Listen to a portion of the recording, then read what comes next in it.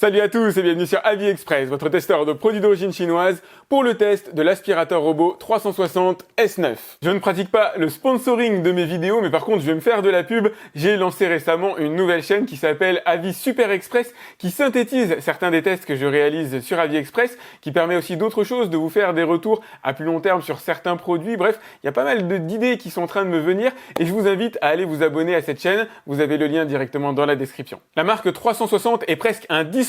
Elle a sorti son S5 à l'époque, il y a environ 2 ans, en cassant les prix sur l'univers des aspirateurs robots à télémètre laser. Depuis, elle a pas mal évolué. Le S9 est leur dernière génération. J'ai hâte de voir ce qu'il a dans le ventre.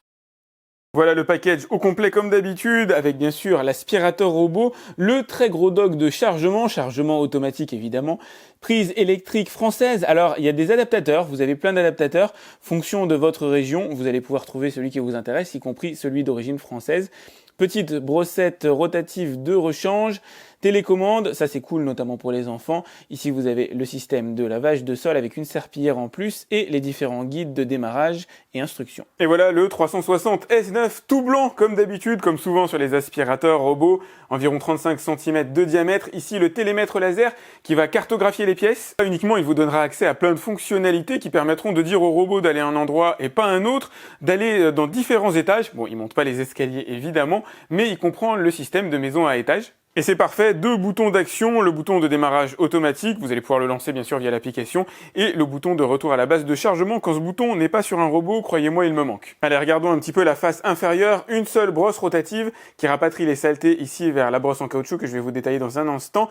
Vous avez ici des roues avec un débattement suffisant pour monter des obstacles de 2 cm, c'est pas l'Everest mais c'est très bien pour les seuils de porte. 4 capteurs de vide pour éviter qu'ils tombent dans les escaliers. La brosse rotative alterne des poils et ici des petites réglettes en caoutchouc, vous avez des réglettes en métal pour éviter que les chaussettes et les câbles viennent se prendre à l'intérieur. C'est pas miraculeux malheureusement. Le tout est monté sur une espèce de ressort pour s'assurer que cette zone-là adhère bien au sol.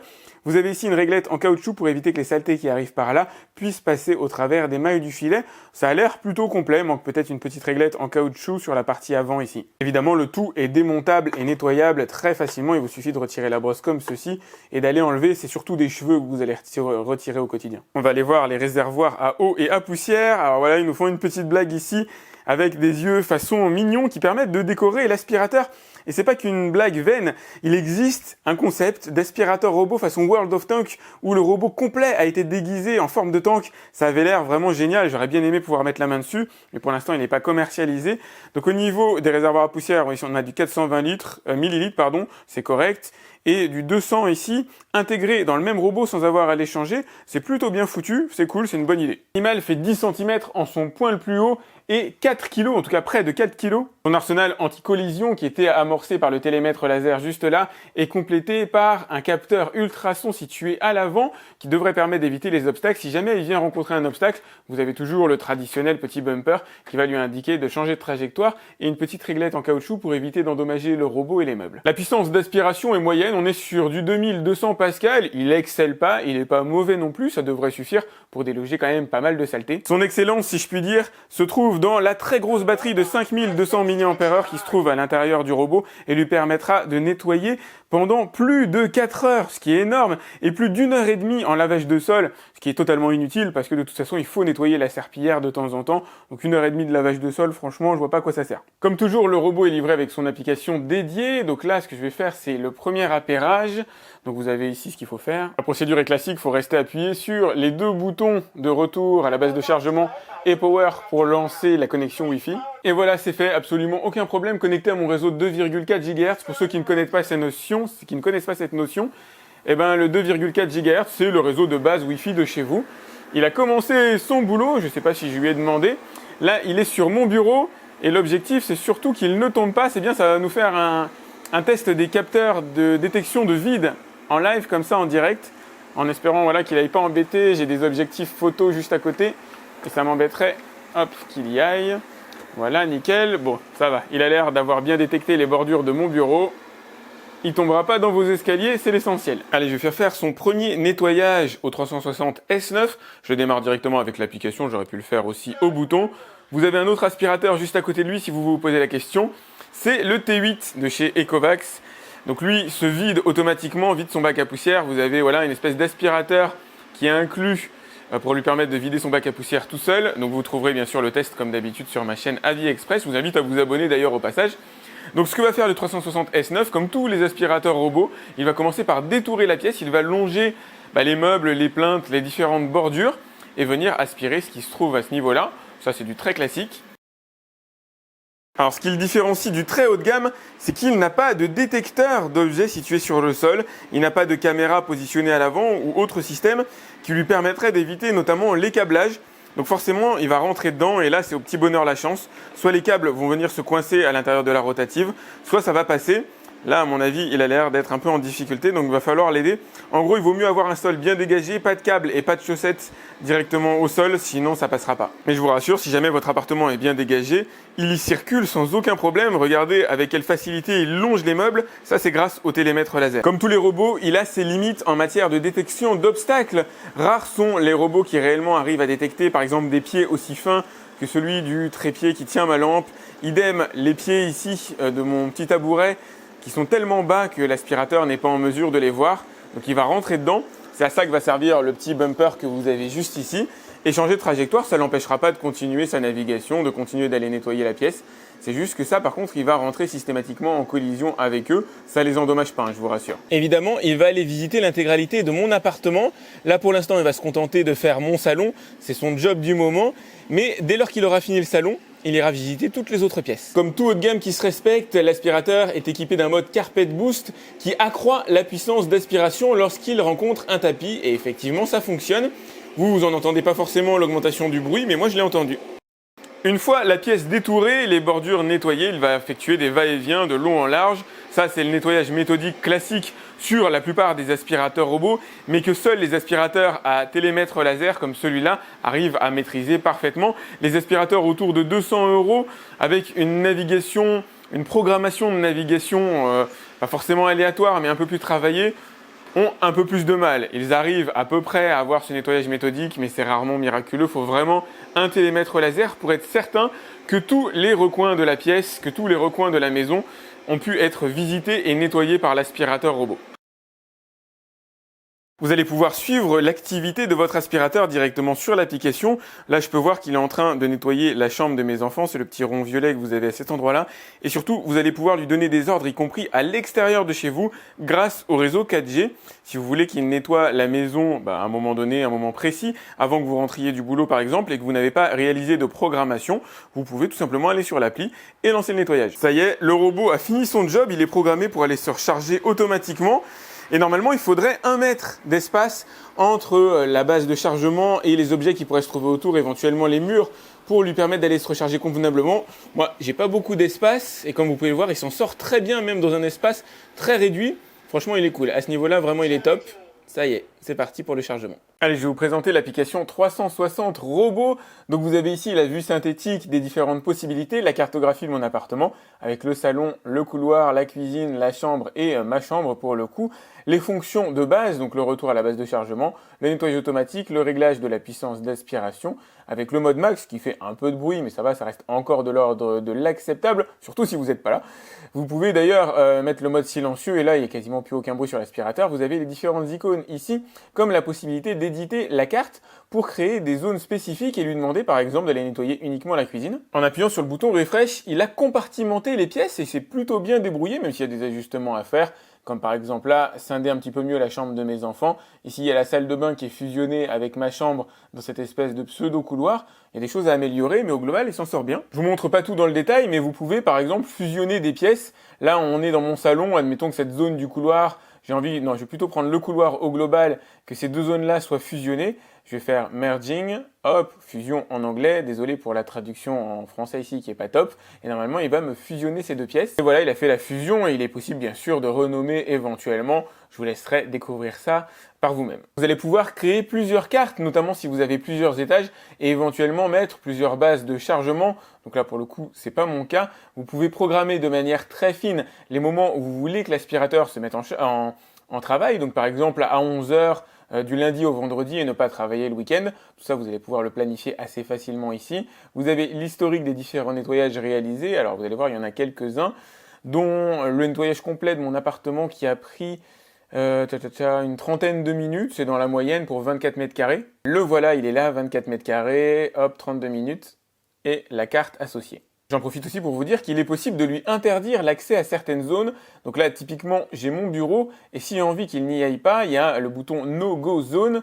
Donc je vais pouvoir lui dire, hop, à cet endroit-là, t'es interdit. Et du coup, il ira pas là-dedans parce qu'il y a plein de câbles. Effectivement, ça m'intéresse pas particulièrement. Et vous avez une granularité de l'information puisque vous pouvez faire une no-go zone, donc un endroit où il ne peut pas aller, par exemple en mode aspiration ou en mode lavage de sol. Effectivement, il peut y avoir 2 poids, 2 mesures, fonction du type de sol ou de vos besoins. Vous pouvez remettre à 0 la carte, évidemment. Vous pouvez, voilà, la tourner. Voice Package, malheureusement, on n'a pas de français. C'est dommage, dans les 360, pour l'instant, il n'y a pas ni traduction française de l'application, ni le package de voix. Vous allez pouvoir le contrôler comme avec la télécommande. Alors, puisqu'il y a une télécommande, à dire cette application n'est pas forcément utile, quoique vous pouvez utiliser votre téléphone de préférence, mais c'est toujours sympathique. Évidemment, vous pouvez le mettre à jour, et je crois que j'ai une mise à jour que j'ai pas réalisée. Ouais, d'ailleurs, j'aurais dû faire la mise à jour. Il y a une fonctionnalité ici qui a l'air super intéressante.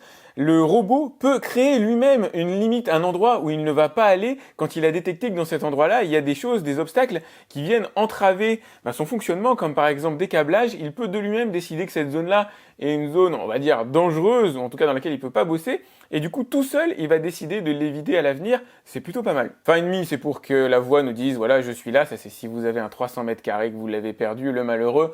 La maintenance des consommables, voilà, comme il est neuf, tout est à 99%, sauf les capteurs qu'il faut nettoyer de temps en temps. Et les paramètres additionnels, donc partagez avec un autre utilisateur chez vous l'accès à l'application. Le nom du robot, Do Not Disturb, c'est le moment, la plage où il ne doit pas travailler, donc vous pouvez lui dire par exemple, entre minuit et 8 heures du matin, merci de ne pas t'allumer. Ça peut arriver, hein, il peut y avoir des reprises de nettoyage à ce moment-là.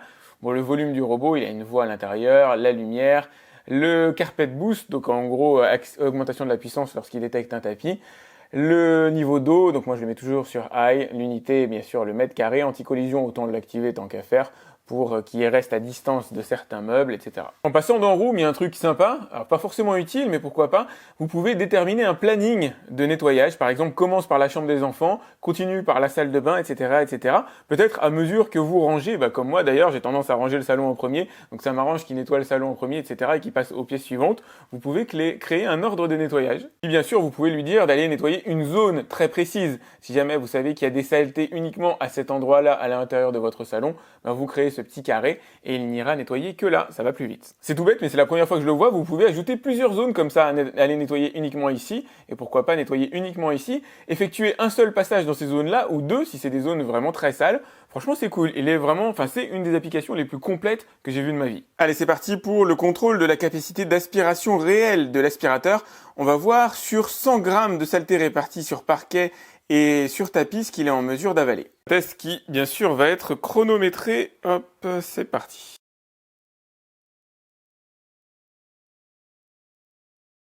Désolé, j'avais plus de batterie dans mon appareil photo. Il est passé partout en 2 minutes 25. Voilà, je vais arrêter le chrono là et puis je vais arrêter l'aspirateur lui-même. Hop, pas lieu de lui faire un deuxième passage. Alors c'est une première analyse comme ça à l'œil. Donc le tapis, en termes de particules, des grosses particules, le riz, etc., tout ça c'est parti quasiment. Il m'en reste un tout petit peu là-bas sur la gauche. Il va me rester essentiellement du sel au sol, des particules fines. Il va me rester du riz en bordure de tapis, et c'est normal, comme le tapis a une certaine épaisseur, il n'est pas en mesure d'aller rattraper tout ce qui est vraiment en bordure du tapis, comme tous les aspirateurs robots. Sinon pour le reste, ils s'en est globalement plutôt bien sortis. Ça a l'air d'être assez propre. Alors il y a toujours 2-3 grains de riz, 2-3 saletés étalées par-ci par-là. Ce qui va être intéressant, c'est de voir à la pesée ce que ça donne. Il a ramassé 86 grammes de saleté sur les 100 demandés, performance tout à fait correcte, 87 grammes corrigé. Sur un Roborock S50, on est autour de 85 grammes. Les tops du marché aujourd'hui arrivent à peu près à 90-92 grammes. Donc il se situe, on va dire, dans une très bonne moyenne. Il est vraiment très correct à ce niveau-là. Bon allez, il est temps de laver le sol. Désolé, j'ai pas trouvé mieux pour verser l'eau. Donc vous avez un bac de 200 ml, alors dans lequel moi je mets du détergent un petit peu. Je crois pas que ce soit particulièrement conseillé, à vous de voir si vous voulez le faire ou pas. Ce bac va venir alimenter mécaniquement la serpillière qui est ici. Je dis mécaniquement parce que vous allez pouvoir choisir le niveau de débit d'eau pour nettoyer plus ou moins de surface, en n'oubliant pas que ça, la serpillière, il va falloir la nettoyer quand même assez fréquemment. Elle a tendance à se salir vite. Alors un point très positif sur le S9, c'est qu'on est sur un robot capable d'aspirer et de laver le sol en même temps. C'est pas le cas de tous les aspirateurs robots évidemment. Alors il a une méthode de lavage très classique, il va faire des va-et-vient. Moi je préfère les méthodes de lavage en Y, c'est-à-dire il va d'un côté, il revient sur ses traces pour enlever la saleté qui s'est décantée et après il avance un petit peu de cette manière-là, façon palmier. Effectivement, c'est une méthode qui marche mieux. Ici, l'objectif, ça va pas être de nettoyer le sol au sens enlever les taches, évidemment. Ça va juste être d'enlever les résidus, les particules les plus fines de poussière qui se trouvent sur le sol, assainir si vous mettez du détergent, mais c'est pas un détachant. Cet aspirateur ne remplace absolument pas un lavage à la main, un lavage voilà, type serpillière ou autre produit que vous pouvez voir en test sur ma chaîne d'ailleurs. Il y en a des vraiment sympas. Le Tinko iFlor, que j'ai testé récemment ou que je vais tester bientôt d'ailleurs si j'ai testé la version plus haut de gamme, je vous mettrai un lien dans la description, est top pour vraiment laver le sol correctement, chose qu'un aspirateur robot ne peut pas faire à l'heure actuelle, même si chez Ecovacs, avec les serpillères vibrantes à l'arrière, on commence à avoir des robots laveurs de sol un peu plus efficaces, faut avouer. Là, on est sur du très classique, commun à par exemple ce que fait Roborock, etc. Pas mieux. Donc voilà, c'est suffisant pour assainir le sol, mais ça n'enlève pas les saletés qui s'encrassent, ou en tout cas les choses qui sont vraiment bien collées, par exemple dans une cuisine. Petit conseil, comme sur tous mes robots, n'hésitez pas à mettre le débit d'eau au maximum, tout simplement parce qu'au minimum, la traînée, la trace est quand même assez faible sur le sol. Au maximum, vous allez avoir un bon niveau d'humidité. Alors ça détrempe pas les sols, hein, comme vous pouvez le voir, c'est juste assez pour venir déloger les particules fines de surface, mais en aucun cas ça va imbiber le sol. Si vous avez un parquet comme le mien, je vous rassure, ça ne fera pas du tout de dégâts. Surtout, ça sèche vite et ça évite, on va dire, d'accroître l'humidité dans la pièce, ce qui servirait à rien. J'essaie de trouver un angle qui vous permet de la voir, mais oui, la traînée humide, je vous rassure, est très modeste, hein. C'est assez difficile à vous montrer malheureusement, je pense que vous arrivez à peu près à la distinguer. Hop, c'est toujours difficile de trouver le bon angle, la bonne lumière pour ces choses-là sur un parquet. Mais je vous rassure, elle est bien présente et oui, il faut vraiment la mettre au maximum. Parmi les avantages très intéressants du débit d'eau géré électroniquement, il y a le fait qu'au moment où il va venir retourner se charger, si vous n'êtes pas chez vous pour venir vider le bac à eau, celui-ci ne se videra pas sur le sol. C'est pas un goutte à goutte bête et méchant qui vient imbiber la serpillière. Si le robot est immobile, le goutte à goutte s'arrête et lorsque le robot va venir se charger sur sa base, je vous rassure, ça ne créera pas une piscine autour de lui. La marque 360 fait vraiment du bon matos, de bons aspirateurs robots. Ça a toujours été le cas depuis le tout premier S5 que je testais il y a environ 2 ans jusqu'à ce S9, même s'il n'y a pas de grosse révolution à l'intérieur, c'est un super aspirateur robot. Il excelle en repérage dans l'espace, il excelle de par son application, quelques petites lenteurs de temps en temps pour obtenir l'information, mais c'est une application très claire et très facile d'utilisation. Il est bon en aspiration pour donner une marque connue en compétition, il est meilleur qu'un Roborock S50, mais un peu moins bon qu'un Roborock S6 évidemment. Il n'a pas les mêmes raffinements technologiques qu'un Roborock S6 Max V qui lui dispose de la reconnaissance d'objets, il est capable quand même de bien détecter les obstacles, de bien détecter les meubles, même s'il a tendance à les rencontrer de temps en temps, malheureusement, la détection a ses limites. La partie lavage de sol reste balbutiante comme sur 95% des aspirateurs robots que j'ai pu tester jusqu'ici.